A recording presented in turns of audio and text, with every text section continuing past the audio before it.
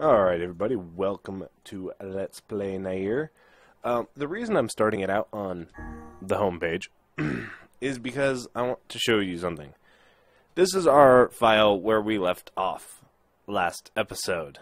Now I said I was going to go through and do quests and get a few level ups and try and accrue some other stuff. But this is our the last data file, and this is where we're sitting at now. I have almost an additional 12 hours of playtime. And if I knew it was going to take that long, originally, I would have recorded it. But I didn't. I apologize. But most of the quests that I can do right now are finished. There's a few things that I can still do. I don't have a whole lot. But there are a few things right now that I can still take care of. And I probably will. So we're level 14. I know I was trying to aim for 15, but with 20, I think it was 21,000 experience needed to level up, it gets very, very difficult because grinding is next to impossible because the enemies give you less than 100 experience a kill. Money, we're at 60,000 now. That's after buying all the available weapons and upgrading the Beastbane. Ooh. That's for doing quests. This is the first time I've logged into this PlayStation in a few days. So this is the current weapon I'm using. It's level 2 with a 221 attack power, and we were using the Lily Leaf Sword at 123 attack power. So being heavy, it's a little bit slower, but it works beautifully. It does so much more damage. And apparently, there's one more weapon. Huh. Okay. I also said I was going to try and level up more of my weapons. To get a lot of the stuff to level up the weapons, we have to be pretty far in the game. So unfortunately, I cannot do that as of right now. Wheat. I forgot to do this earlier. I have a quest that requires wheat, so we plant the wheat. Water. I should have fertilized it first, but whatever. Okay. We'll come back later. These are the quests that I am currently working on. I am down to 3. They are all pretty grind heavy. Oh no, I need 20 sardines. Holy crap. That's gonna be a bane. These are all of our completed quests. This is what I spent 6 hours doing. I got us up from, I think it was 6% quest completion up to 34, which still isn't a huge number, but it took a long time to get to that amount. It's been a few days. I believe we have to go to the Forest of Myth, yes. Thank you, start menu. It seems awfully quiet.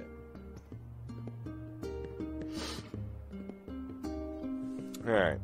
Is that better? It's hard to tell. I gotta wait.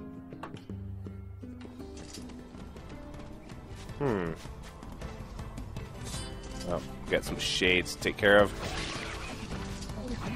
No, don't hit me! Alright. Yeah, sorry, like I said, it's been a couple days. I've been doing a few other projects.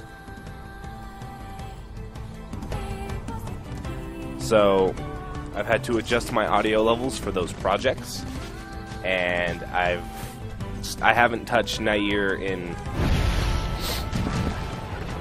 at least back here on my computer. I haven't touched it for probably almost a week now, because I haven't touched it since I last recorded. Ooh.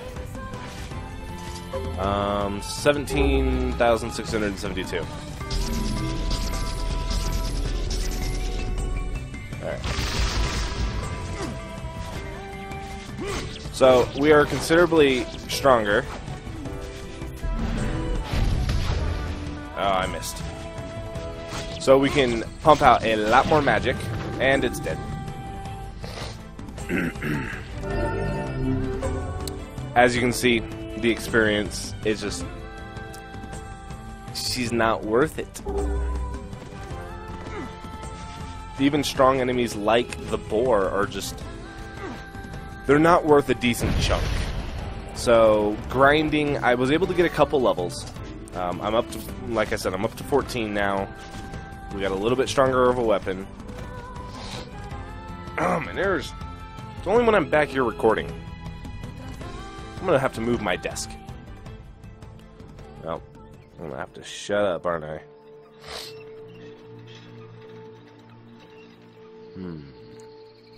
Perhaps? Or perhaps not. It sure is quiet here. Such silence bodes ill. There's trouble on the way. I'm sure of it. That's what I love about you, Vice. You're such an optimist. Such cheek. Okay. What was I saying? About my level. I've got, like I said, I attained level 14 due to much grinding. I got 13 pretty quick after the last episode. 14 is the one that took a few hours. Alright, we're supposed to go talk to him, but I don't want to talk to him right now. I want to see what else you guys got in this here village. Ooh, a box. That's just a medicinal herb. Hi there. Noodles to say. You? Hey. Really bright and talkative, Popola. Oh, that's, yeah, they said, that they were a happy, up people, and they talked a lot. Beware. Beware the words. The words. Contagious words. Those who dream. So, hold on a moment. There is a strange sensation in my mind. Vice's voice rose in a quizzical way. It is not quizzical. What's going on here? The villager's body shuddered as he slowly opened his eyes. Vice, perhaps we should start by asking this man. Who are you? Well, I am me. And this is a floating scary book named Vice. He's scary. We heard something happened to this village, so we came to see if we could help.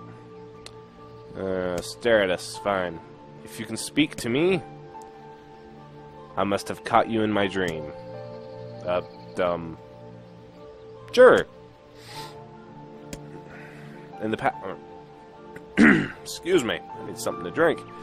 In the past weeks, a mysterious disease called the Death Dream had spread across the Forest of Myth.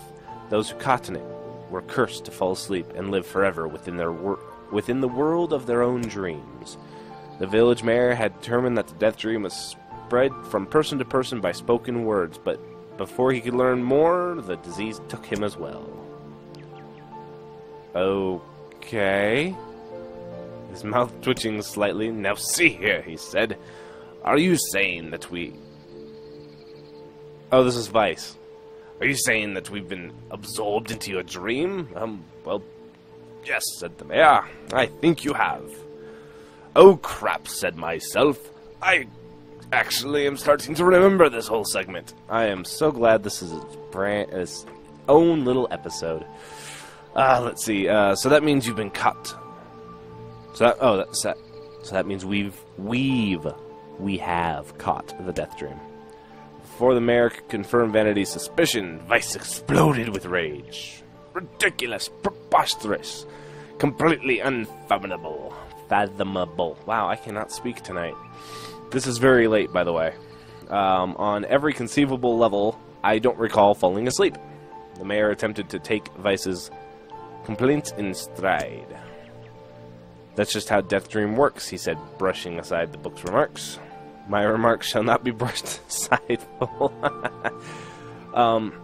The whole thing behind this, I'm going to go ahead and stop reading this. I'm going to leave it up there for a little bit so you guys can read it. The whole point behind this is, it's like a storybook, but you're the main character and Vice are characters in the story that's being told, and they're aware of it being told. They can hear it.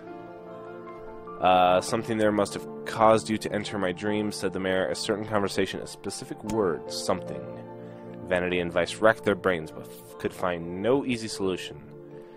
There were simply too many words to consider, too much random chatter, too many meaningless conversations. Grimmore Vice does not engage in meaningless conversations. The mere suggestion that Vice chose his words carelessly seemed to sting his pride. It does not seem to sting my pride, you bloated gasbag of a narrator. It has demolished it utterly. Irritated, Vice looked skyward, as if searching for answers in the heavens. I was doing no such thing. See, this is what I really like about this game. It kind of breaks its own fourth wall. Let's see here. The anger created by his harsh words bled over to Vanity like a contagion. Wait. Did somebody just say contagion? My voice sounds really weird all of a sudden. Yes, I believe so. What of it? Well, that villager told us to watch out for contagious words, right? The mayor leaned forward with renewed interest, pushing a startled Vice aside in the process. Well, he must have said something, right? Asked the mayor. Some specific combinations of words. What was it? It was about dreaming, or something that dreams, or... Oh, what the hell was it? A sheep? Cried Vice suddenly, blurting out the first thing that popped into his head. The others stared at him for a moment before slowly shaking their heads. After a few more minutes of thought, Vanity's face suddenly lit up. I remember, he said. Those who dream. That's what he said, I'm sure of it. At this, the mayor produced a thick shelf of papers. Chef? A thick bundle of papers. From his pocket, he flipped through them a few times before finally nodding his approval at Vanity. That sounds right, he said, as a stray sheet of paper fluttered to the ground. My notes also mentioned something about that. I bet it was the last thing you heard before you fell asleep. The mayor shook his head. His worn pencil stub? Tracing lines across a lone piece of paper. Wow. I gotta feel sorry for the people who actually had to write this. How boring it must have been. And creating this would be so simple. And I believe it would be simple. For the last month I have done nothing but study the disease we call the death dream, he said. I mean, I am the mayor, right? It's my job to protect people from whatever comes along. But I never expected a couple of outsiders to start entering people's dreams. The mayor paused. A grimace? Crossing his grimace? I need to read more. I'm an idiot. Ugh. Crossing his face, I should probably be taking notes or something. Vice immediately fired back. I applaud the force of will it takes to research a disease in your dreams, he said, but perhaps we should bend your efforts to escaping this place instead of trying to understand it. The mayor's hand tightened around his pencil, snapping it off at the tip. I've tried to escape. From the very first moment I realized I was locked inside my own dream, inside my own brain. It drove me mad. I've been looking for a way out. I like adding my own words, it's fun. But I don't think it exists. I mean, this is my dream, right? If there was an exit, I'd know about it. He paused for a moment, his unfocused eyes staring at nothing. My village was beautiful, he said to no one in particular, and it was filled with the most wonderful people you could ever hope to meet. But once this disease took hold, things changed. It's like someone took a sponge and soaked all the color out of our lives. I just want us to be whole again. I want us to be free. The mayor's voice took a note of steely determination. And I won't stop trying until it happens. I do nod. Wait a second, I didn't nod. Why are you... I nodded. Oh no, it's happening to me. Look, if we can be of any help, just ask. Now hold on, I did not say that. Silence! The grimoire looked from Vanity to the mayor and back again, his face filling with confidence. Grimoire Vice... Oh, this is actually him. Grimoire Vice's face is always filled with confidence, thank you very much. Now see here, Mayor, you told us that nothing can exist in this dream without your knowing of it. But yet you seemed surprised to see us when we first arrived, yes? The mayor slowly raised his head in realization dawning on his face. Oh my God, he said, you're right. You're right, I had no idea you were coming. Holy hell, I'm gonna actually have to time this. The human imagination is a limitless engine, said Vice. And dreams are the fuel. If you can imagine an exit, then it must be so. With your permission, we shall search it out. Thank you, said the mayor. I don't know how I can repay you. Payment is not required. We are as eager as you to be done with this place. The mayor suddenly felt as if he could breathe again. He'd almost forgotten what it was like. Good luck, you two, he called at the parting forms of Vanity and Vice. We're all counting on you. Let's see, as Vanity slowly faded into the misty forest, the mayor was struck by a sense of deja vu. I saw this man once before, he thought, but where? New music. Vanity's mood darkened as he trudged through the forest. Hours earlier, when the beauty of the place was still a new thing, he'd been confident they could get in, find the exit, and be home in time for dinner. But the deeper they went, the more the forest closed in around him. The mist made it difficult to see more than a foot in any direction. And moss-covered rocks seemed determined to twist his ankle. He only has one ankle. It's true. More than once he had been forced to steady himself on the rough bark of a tree, and his hands now left small trails of blood on everything he touched. Additionally, Vice was proving to be a spectacularly poor traveling companion. I don't believe that. I think Vice would be an awesome traveling companion. Unhindered by either terrain or physical effort, he spent most of his time urging Vanity to pick up the pace and grumbling about their slow progress.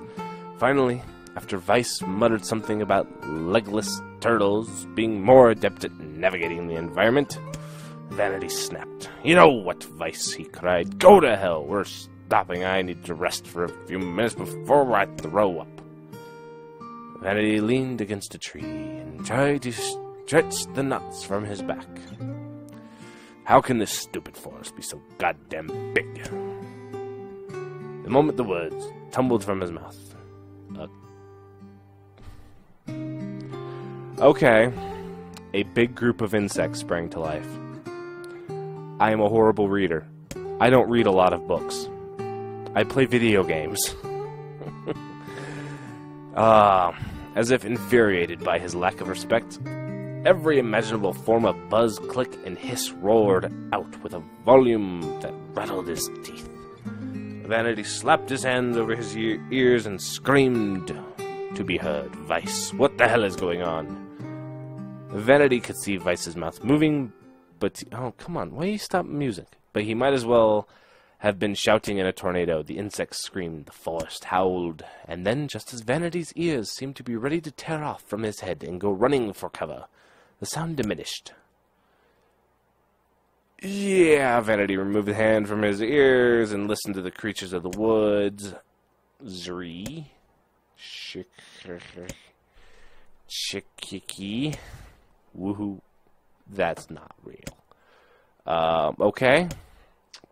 As the insect symphony dimmed another decibel, Vanity began to detect patterns in the sound. This isn't random, he thought. It's not just white noise, it's something else. Ooh. The insects weren't just calling out, they were asking a question.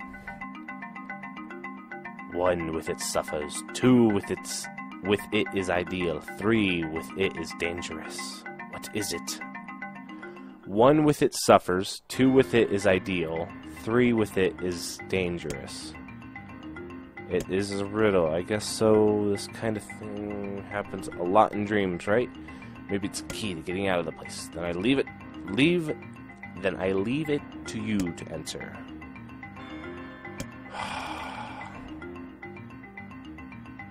Oh. A secret. Because one person holding a secret, you suffer about it because you can't tell anybody. You tell somebody, you finally relax with it, but you tell somebody else, and then you have to worry about it spreading. So it's a secret. In worldly furiousness, that Vice left his task to him. Vanity sighed and gave the only answer that made sense to him. It's a secret, right? The sound of the insects stopped as suddenly as it began. The forest undergrowth parted before Vanity like a rippling wave, opening a new path. These forest anthropods are making a road for us, he said. Said Vice with glee. Pleased at passing the test, Vanity moved on with new intensity. The path offered his body relief from the undergrowth, but gave even greater cheer to his mind. As long as they were on a path, their journey had a purpose. By the way, we're 21 minutes into this video, and it's been nothing but text and me reading it. I am going to label this the most boring episode. I guess the forest has accepted us. If you'll say so. Vice spun around to face his companion. Do not mistake the will of this forest for some happy pet you can suddenly befriend. We have no idea where this path leads. As Vice finished speaking, the pair turned a corner and found themselves facing a clear forest spring. Smiling, Vanity picked up a small rock and sent it skipping across the surface of the water. Good heavens, said Vice. His surprise was understandable. Each time the rock struck the surface of the water, a musical note rang out. When the rock finally stopped moving and sank to the bottom of the spring, the ripples it left behind came together to form words. Oh, God! I enter through a window, but I break no glass. When night falls, I vanish. That's easy. Vanity... Alright, hang on. Absurdly easy, barked Vice. Now answer it. Vanity grit his teeth and tried not to reach out and strangle his companion. He's right, after all. This one is pretty easy. The bird. A plume of water suddenly burst from the spring. Sunlight through the trees. Flittered. And reflected off the plume, creating a shimmering rainbow that spanned the entire horizon. In all my years, said Vice softly, I've never seen such a sight. Perhaps I have misunderstood the intentions of this place. Look! Cried Vanity, awakening Vice from his daze. There's a house or something over there. Glancing in the direction of his friend's extended hand, Vice saw a small cottage nestled among the trees. That's weird, isn't it, Vice? I mean, who would build a house all the way out here? I would. Me. Vanity walked over and pounded on the door. After a minute of solid banging, the door cracked open, and a small man peered out. His body was cloaked from the neck to his toe, his single solitary toe, in a large black cape, while his face was obscured by mist. A humbug. Before he could get any further, the cloaked man held up a hand and began speaking. I have 4 legs in the morning, and 2 at noon, but I end the night with 3. What am I? Who he was and what he was doing here, but he simply, I wish to engage this man in conversation. Oh, if we wish to engage this man, it seems we must answer his riddle. Yeah, I suppose. Well, at least it's easy. 4 legs in the morning, 2 at noon, but in the end, the night. But I end the night with 3.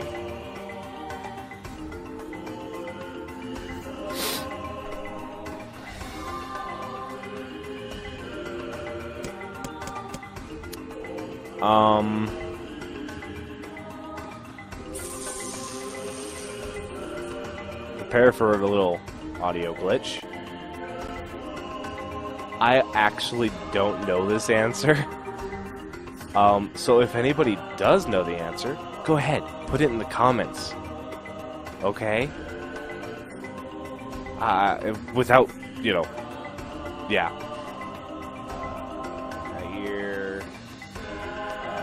Forest of Myth.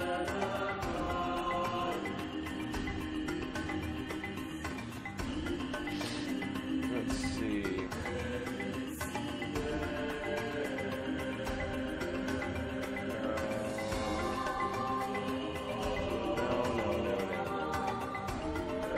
That.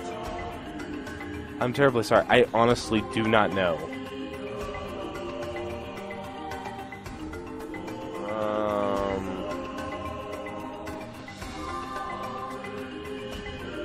Alright, hang on.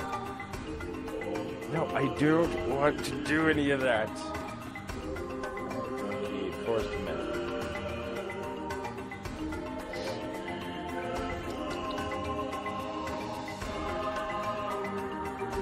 Okay, so it's a man. I don't know why. The mist dissolved from the cloak figure as he spoke a single word. Correct. I don't understand. Unless they're talking about progression through life. You're the mayor, cried Vanity. The small man slowly shook his head. I am not the mayor you know. Now listen to my words. Long ago I saw a version of you that was not yourself. You saw what? Sorry, I don't understand. It will make sense in time. At present, I simply congratulate you on cracking the seal of the Death Dream. Now you must go to the man at the forest entrance. With that, the man turned on his heel, and slammed the door behind him. As Vanity watched, mist seeped out from the ground and enveloped the cottage, erasing it from existence. When Vanity and Vice returned to the forest entrance, they found the mayor leaning against a tree. As soon as he caught sight of the duo, he sprang to his feet and scrambled over to them. Good gravy, he cried. You made it. You actually made it back. His left hand grasped Vanity and pumped it so it threatened to dislodge it from the socket. By the heavens, stop shaking me, fool. We have not even told you if we were successful. Smiled broadly and shook his head. I'm just happy you are alive. I didn't think I'd ever see you again. Vanity withdrew himself. I'm picking it up because we're almost at 30 minutes. Withdrew himself from the mayor's eager handshake with a slight smile. We broke the Death Dream seal, he said. At least, I think we did. The mayor's face beamed as Vanity filled him in on the details. When the tale was done, the three of them laid down on the forest ground and fell asleep. Wait a second. It's crazy. Why would I just lay down and go to sleep? This is one hell of a story. Cease your endless prattle and go to sleep, fool. Fighting against the rules of this place is futility itself. Vanity and the mayor obediently reclined atop the grassy earth. Okay, I don't know how you do that. I'm gonna have to look that one up. Have you forgotten? Continued Vice. It is words that control the Death Dream. Words that allow us to move from place to place. No matter how unnatural they seem, the words are absolute. Therefore, if the words tell us to sleep, then we sleep. And once we do, the story will continue. With that, the trio found their eyes growing heavy, their breath slowing. This is the first time, began the mayor, the first time I have felt tired since I was imprisoned here. His words were cut off by a loud, long yawn, and he remembered nothing more. They might have slept for an hour or a year. When they awoke, things had slightly more real quality to them. The mist felt thicker, the leaves greener, and it was clear that they had awakened from their dream. Vanity shook the mayor's shoulder gently. Good news, he said. We made it. Oh, boy. Oh, wow. Oh, wow. Who says, oh, wow? Said the mayor, and he... Ow? I don't know. We did. I'm back, he blinked once, twice, as though not believing the sight before him. You two have no idea how much this means. The Death Dream had started to spread through our village, and I wanted to. I thought I could figure out how to stop it, but I guess that wasn't the case. I must have caught the disease and became trapped in my own dream. The mayor started to stand and collapsed back to the earth. He stared at his legs as if trying to remember how they worked. then glanced at Vanity and shrugged. Without a word, the fighter reached down and pulled the mayor to his feet. Real life may take some getting used to. A wry smile crossed the mayor's lips. You shall relearn in short order, I'm sure, Vice, said Vice. For now, you should return to your home and rest. No, said the mayor, swaying on unsteady feet. No, I can't. Some of the villagers are still trapped in the death tree. I have to save them. The mayor slowly made his way to the divine tree in the center of the village, then bowed his head and prayed silently. This is a holy tree, he explained. When the prayer was finished, it's the guardian... he explained to him, it is the guardian of our village's history and memories. Superstition will only make our mission harder, muttered Vice. We should not put faith in the gods. The mayor shook his head. Not the gods, the words. Legend says that our tree is home to powerful magic known as a sealed verse. Aha! I'm hoping to finish this up. I say, muttered Vice, this is certainly a stroke of luck. As the three of them said their goodbyes, Vanity mentioned the strange man who had given them the third riddle and the mysterious words he had left with them. I once saw a version of you that was not yourself, muttered the mayor. What in the world? Lost in thought, he stared into space for a long moment. You know, he said softly, this is going to sound weird, but I had a feeling I'd seen you before, too. Vanity tried to keep a straight face and failed, but the mayor didn't seem to notice.